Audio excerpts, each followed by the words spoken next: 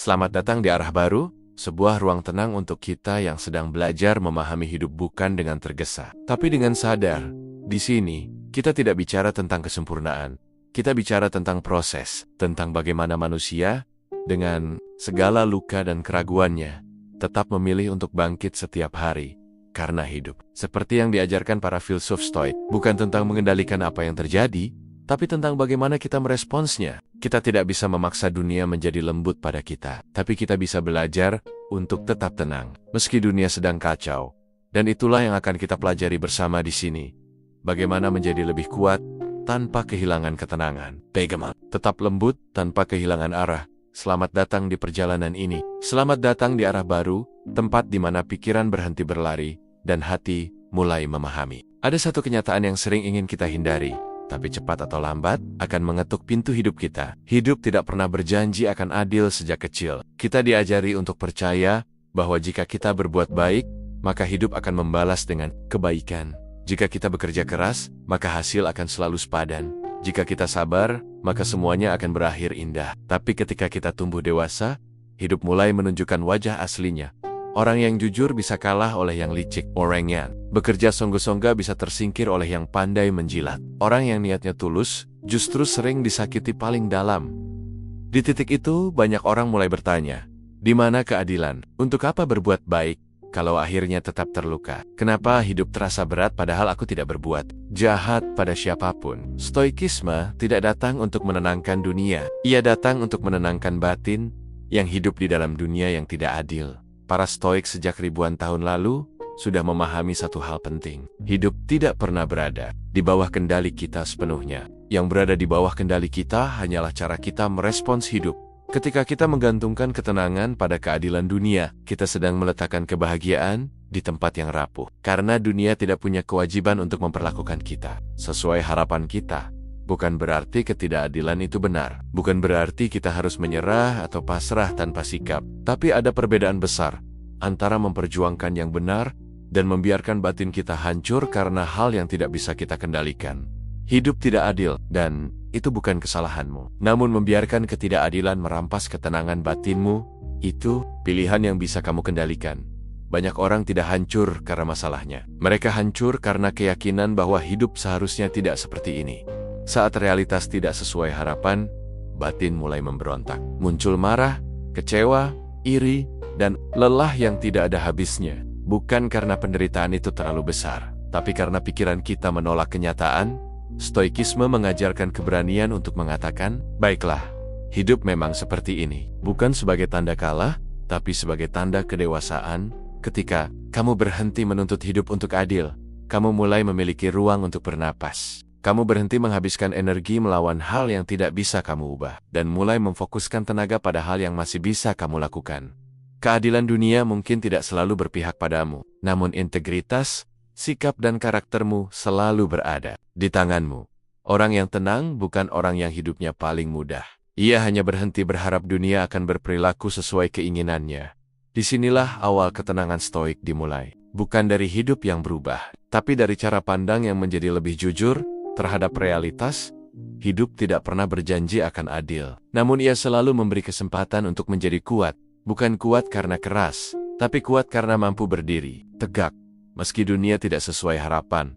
Dan ketika kamu menerima kenyataan ini sepenuhnya, kamu tidak menjadi lemah. Kamu justru berhenti menoniakan hidupmu untuk mengeluh, dan mulai menggunakannya untuk membangun keteguhan dari dalam. Setelah menerima satu kenyataan pahit, bahwa hidup tidak pernah berjanji akan adil, muncul pertanyaan berikutnya yang jauh lebih penting.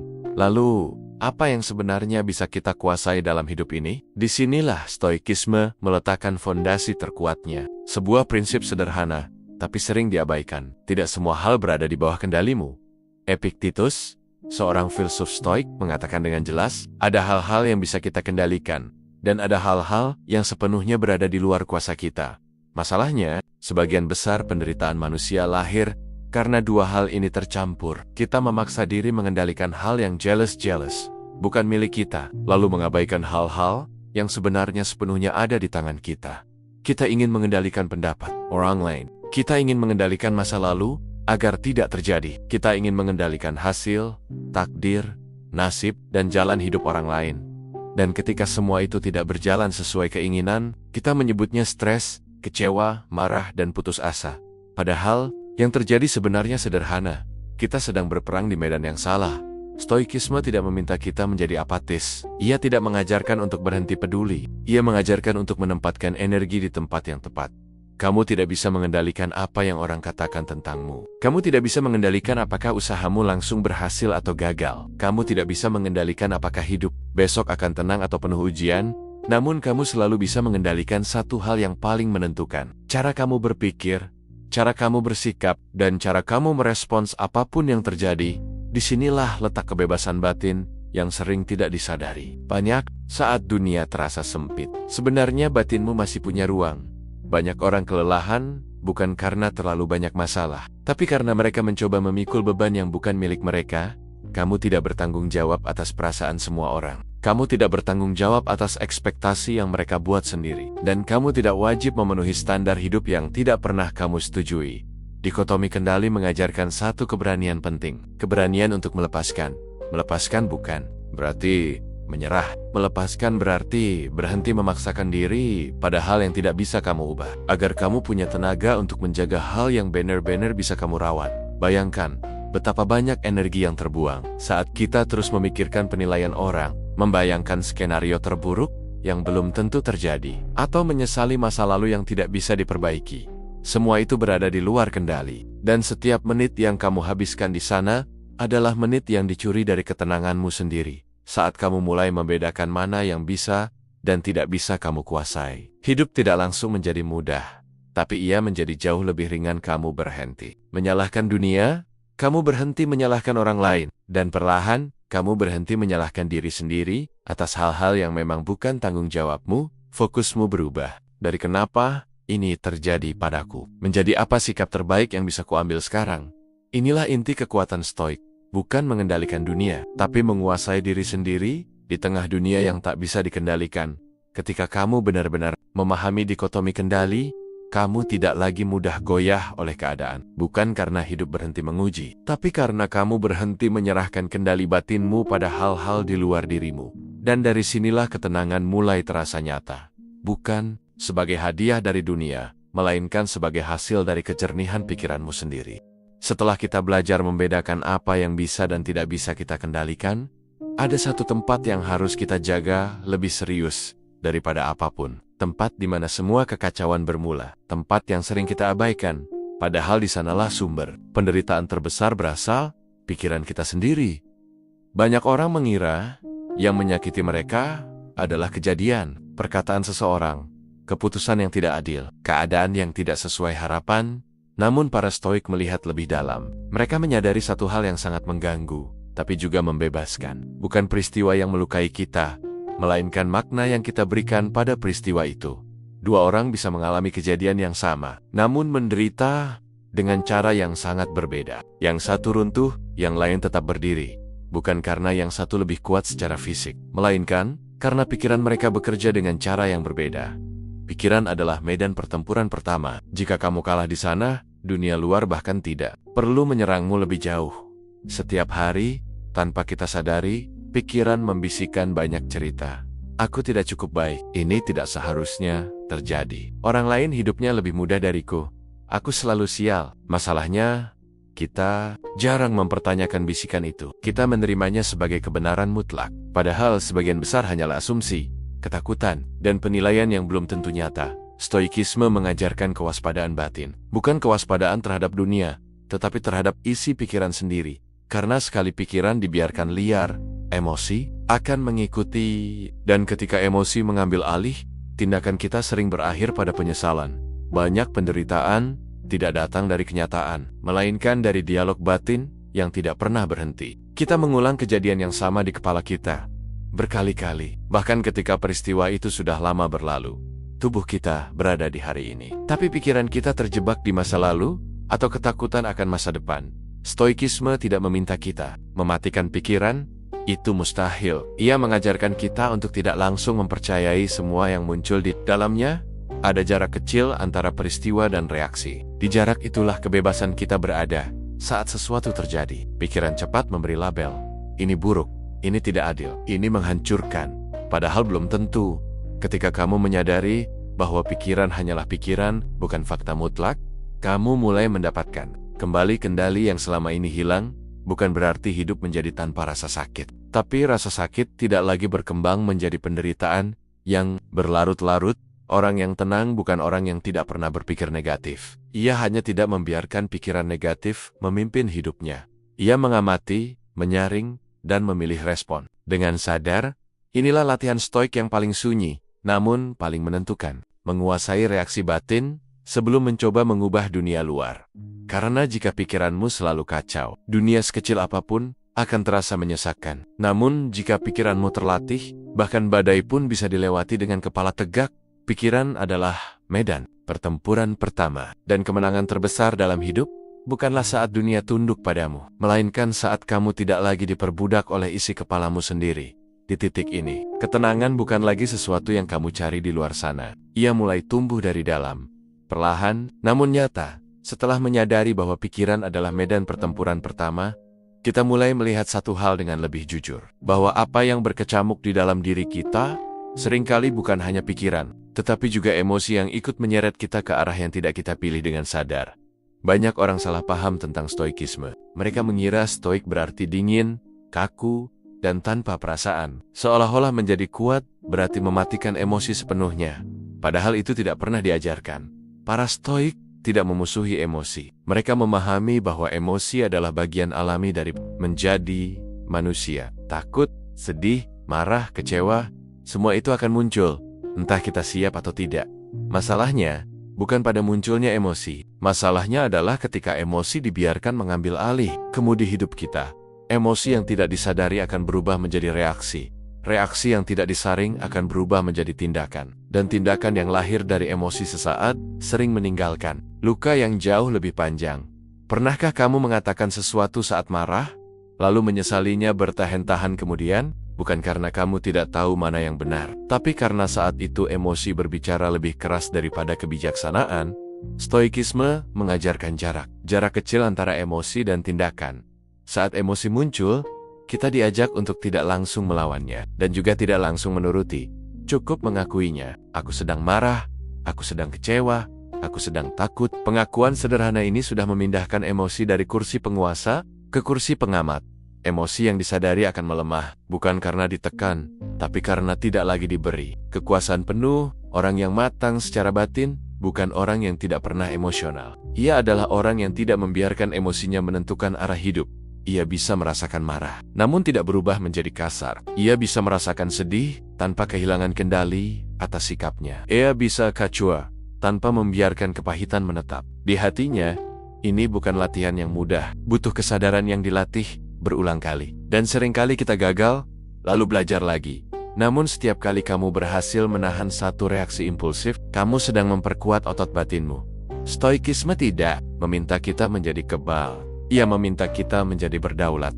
Berdaulat atas diri sendiri. Bahkan ketika badai emosi sedang datang bertubi-tubi.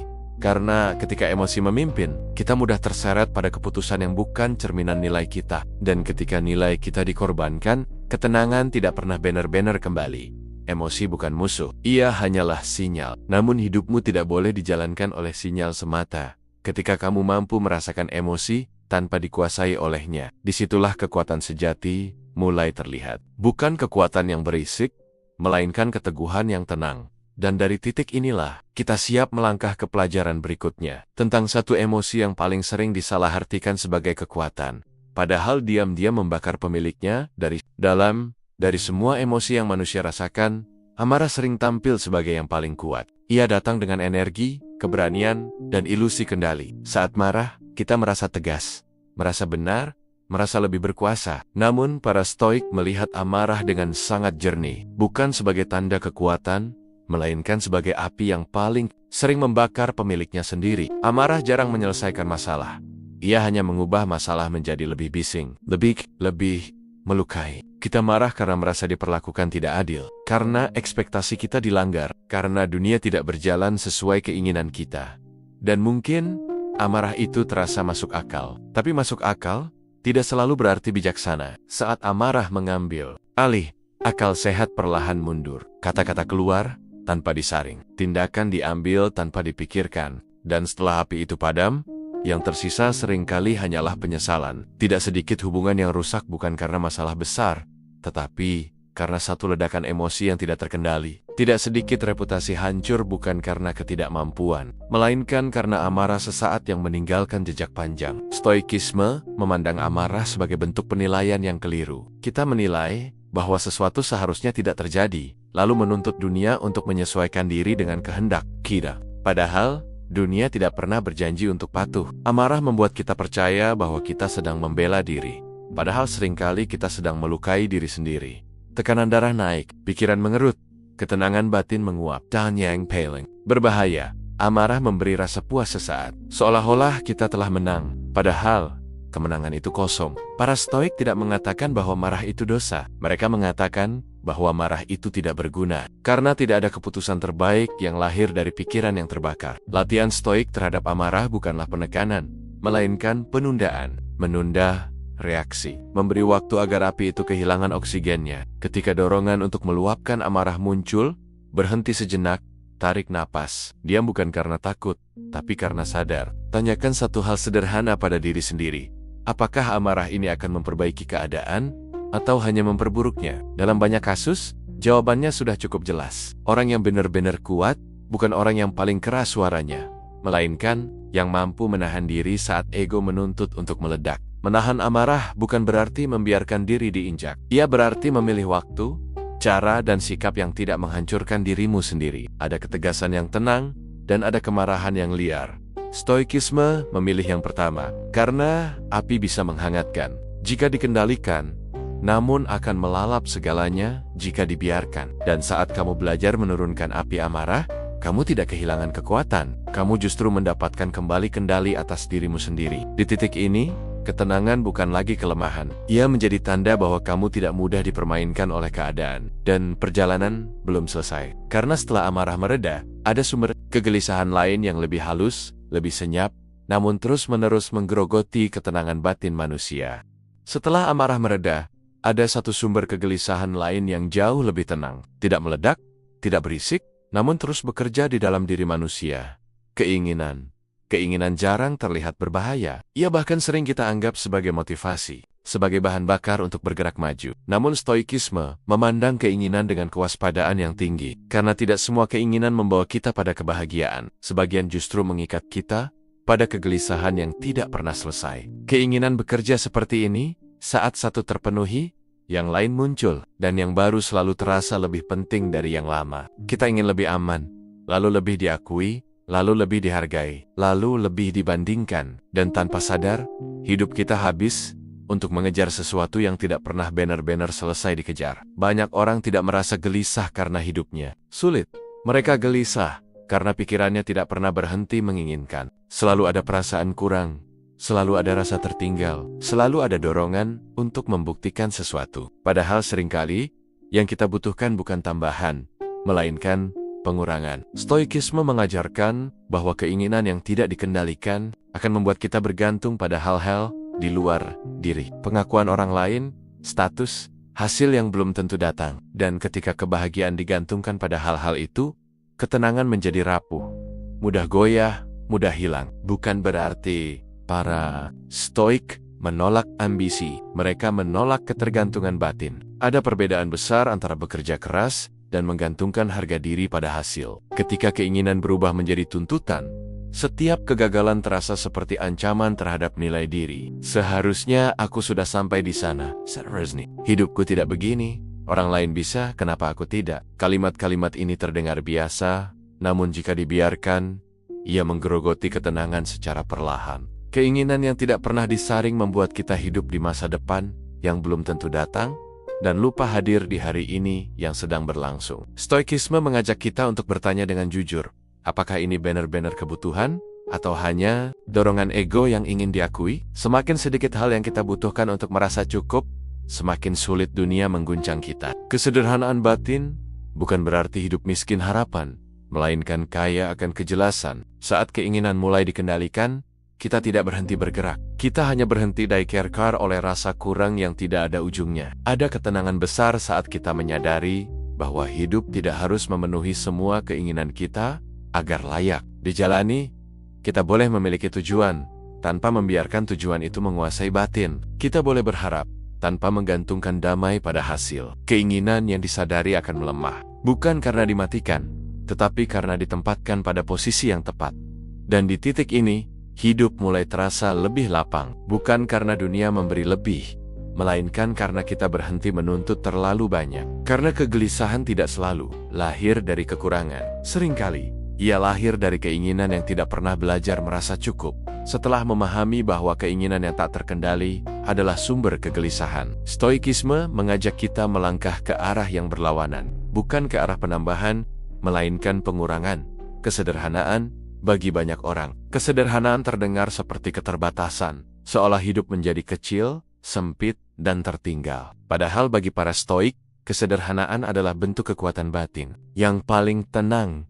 Kesederhanaan bukan tentang memiliki lebih sedikit semata. Ia tentang tidak bergantung secara emosional pada terlalu banyak hal.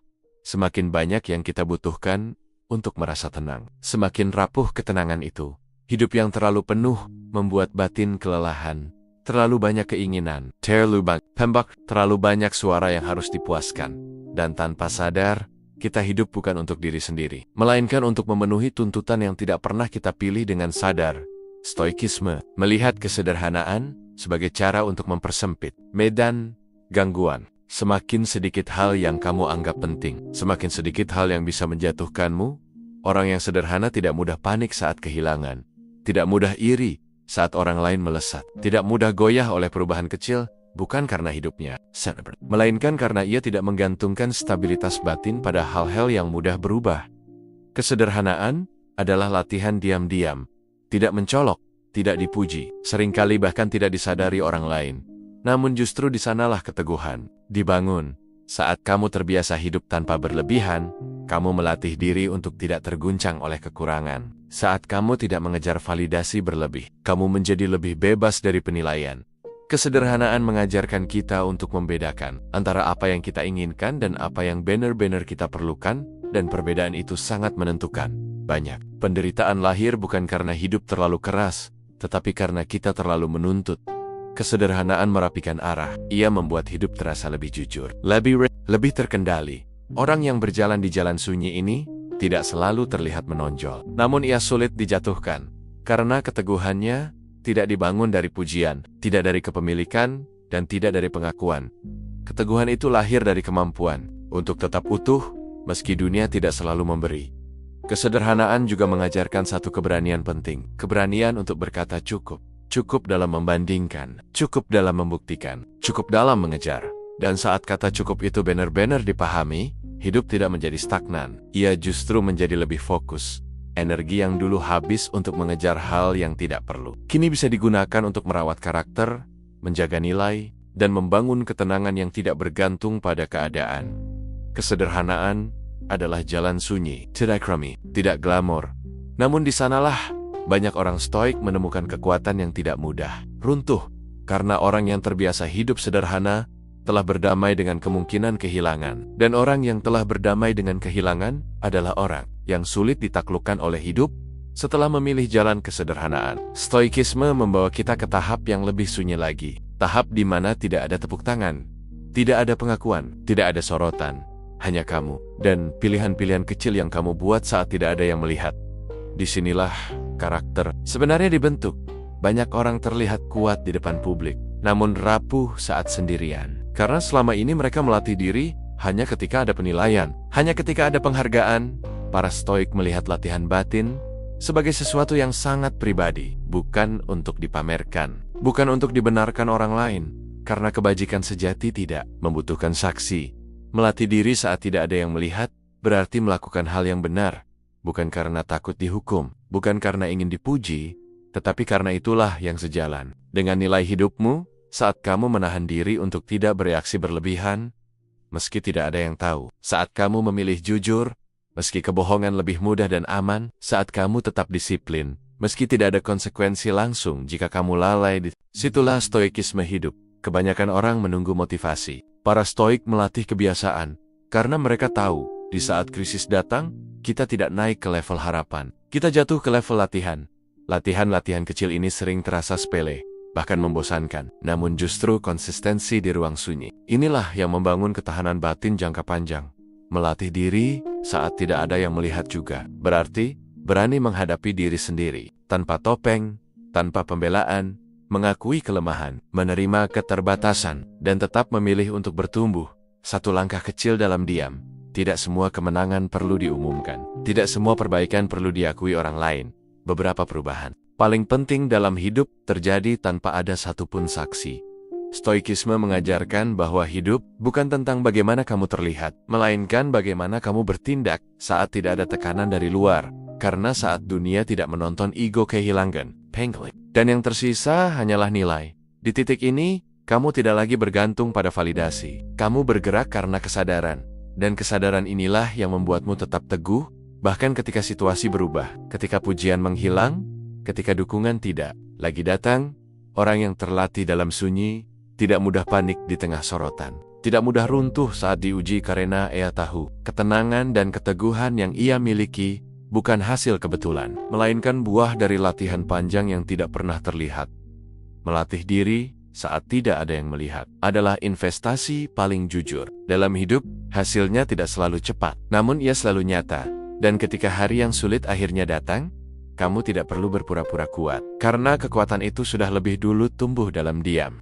Setelah melalui latihan sunyi, Stoikisme mengajak kita menatap satu hal yang sering dihindari, ditunda, atau ditutupi dengan kesibukan, kematian, bukan untuk menakut-nakuti, bukan untuk membuat hidup terasa gelap. Justru sebaliknya, bagi para Stoik, mengingat kematian adalah cara paling jujur untuk mengingat bagaimana seharusnya hidup dijalani. Kematian adalah satu-satunya hal yang benar-benar pasti. Ia tidak memilih waktu yang nyaman, tidak menunggu kita siap, dan tidak peduli seberapa penting kita merasa hari ini. Kesadaran ini terdengar berat, namun justru di sanalah kebebasannya. Karena ketika kita benar-benar menyadari bahwa waktu kita terbatas, banyak hal yang tiba-tiba kehilangan kekuatannya.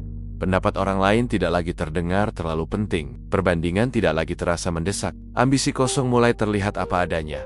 Stoikisme menyebut latihan ini sebagai memento mori. Ingatlah bahwa kamu akan mati bukan untuk hidup dalam ketakutan, tetapi untuk hidup dengan kejernihan. Berapa banyak waktu yang kita habiskan untuk hal-hal yang tidak akan berarti apa-apa jika hari ini adalah hari terakhir? Berapa banyak emosi yang kita buang untuk pertengkaran kecil, ego, dan keinginan untuk selalu menang? Mengingat kematian meluruskan prioritas. Ia membuat kita bertanya, apakah ini benar-benar layak untuk pikiranku? Apakah ini pantas menghabiskan waktuku yang terbatas? Saat kesadaran ini hadir, hidup menjadi lebih jujur. Kita berhenti menunda percakapan penting. Berhenti hidup demi citra. Berhenti menyimpan kebenaran hanya demi kenyamanan bukan berarti. Hidup menjadi tanpa rencana. Namun rencana tidak lagi dijalankan oleh ketakutan kehilangan pengakuan. Kematian mengingatkan kita bahwa kesempurnaan tidak pernah menjadi syarat hidup yang bermakna. Kejujuranlah yang membuat hidup terasa utuh. Kejujuran pada diri sendiri. Kejujuran pada apa yang kita rasakan. Kejujuran pada nilai yang kita pilih untuk dijaga. Orang yang hidup dengan kesadaran akan kematian tidak hidup terburu-buru. Namun juga tidak menunda. Ia bergerak dengan tenang. Karena tahu waktunya tidak tak terbatas, ia tidak menghamburkan hidup untuk membuktikan sesuatu pada dunia. Karena dunia pun akan berlalu. Yang tersisa bukan seberapa banyak yang kita kumpulkan, melainkan bagaimana kita hadir. Mengingat kematian membuat kita lebih berani menjadi diri sendiri. Lebih berani berkata cukup. Lebih berani berkata tidak. Lebih berani berkata jujur. Karena ketika akhir disadari, topeng menjadi beban yang tidak perlu. Dan di titik ini, ketenangan tidak lagi terasa abstrak. Ia lahir dari keselarasan antara waktu yang terbatas dan hidup yang dijalani dengan sadar. Mengingat, kematian bukanlah latihan kesedihan. Ia adalah latihan keberanian. Keberanian untuk hidup apa adanya. Tanpa menunggu nanti, setelah seluruh perjalanan ini, satu hal menjadi semakin jelas. Ketenangan bukan hadiah yang diberikan hidup ketika semua berjalan lancar. Ia bukan hasil dari dunia yang akhirnya adil, aman, dan sesuai rencana. Ketenangan lahir dari sesuatu yang lebih dalam, dari kedaulatan atas diri sendiri. Hidup akan tetap tak terduga. Masalah akan tetap datang tanpa permisi. Orang lain akan tetap bersikap di luar kendalimu. Dan keadaan tidak selalu memberi jawaban yang kamu harapkan. Namun, satu hal kini berbeda. Kamu tidak lagi menyerahkan kendali batinmu pada semua itu. Sepanjang perjalanan stoik ini, kita tidak belajar cara mengubah dunia. Kita belajar cara tidak runtuh saat dunia tidak bisa diubah. Kita belajar menerima bahwa hidup tidak selalu adil, tanpa membiarkan batin kita hancur karenanya. Kita belajar memilah apa yang bisa dan tidak bisa kita kuasai. Kita belajar menjaga pikiran, menempatkan emosi, meredam amarah, menyaring keinginan, memilih kesederhanaan, melatih diri dalam sunyi, dan hidup lebih jujur dengan mengingat akhir. Semua itu bermuara pada satu hal, berdaulat atas diri sendiri. Berdaulat bukan berarti keras, bukan berarti dingin, bukan berarti menutup diri dari rasa sakit. Berdaulat berarti tetap memilih sikap meski keadaan menekan, tetap menjaga nilai meski tidak ada yang melihat, tetap tenang meski dunia tidak ikut tenang. Orang yang berdaulat tidak menunggu dunia berubah untuk merasa damai. Ia membangun damai dari dalam. Ia tidak menghabiskan hidup untuk mengeluh tentang apa yang tidak ia miliki. Ia fokus merawat apa yang masih ada di bawah kendalinya. Dan justru karena itu, ia menjadi sulit digoyahkan. Ketenangan seperti ini tidak berisik, tidak dramatis, namun kokoh. Ia tidak hilang saat keadaan berubah, tidak runtuh saat pujian menghilang, dan tidak tergantung pada hasil. Tenang bukan karena hidup mudah. Tenang karena kamu tidak lagi hidup dalam perlawanan batin terhadap kenyataan. Kamu berhenti menuntut dunia untuk selalu sesuai harapanmu. Dan sebagai gantinya, kamu menata dirimu sendiri. Di titik ini, kamu tidak kebal terhadap rasa sakit. Namun kamu tidak lagi diperbudak olehnya. Kamu mungkin tetap lelah, tetap kecewa, tetap diuji. Namun kamu tahu satu hal penting, apapun yang terjadi. Di luar sana, batinmu tetap milikmu. Inilah seni hidup ala stoik, bukan hidup tanpa masalah, melainkan hidup dengan sikap yang tidak mudah runtuh. Dan jika hari ini hidup terasa berat, ingatlah ini, kamu tidak perlu menunggu hidup menjadi ringan untuk menjadi tenang. Cukup jaga satu hal yang paling berharga, kedaulatan atas dirimu sendiri. Karena saat kamu berdaulat, dunia boleh kacau, namun kamu tetap berdiri dengan kepala tegak dan batin yang utuh.